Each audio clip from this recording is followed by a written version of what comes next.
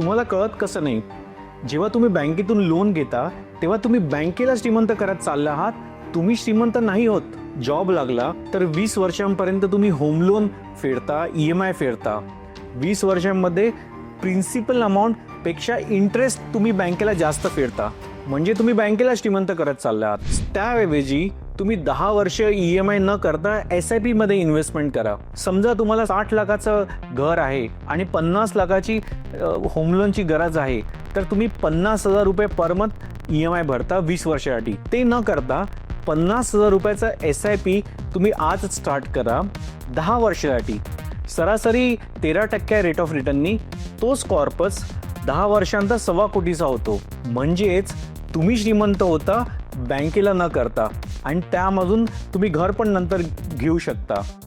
तुम्हाला पण इन्व्हेस्टमेंटद्वारे श्रीमंत व्हायचं असेल तर नक्की आम्हाला व्हॉट्सॲप करा या दिलेल्या नंबरवर. I want to be rich, and माझी टीम तुम्हाला नक्की संपर्क करेल. थँक्यू.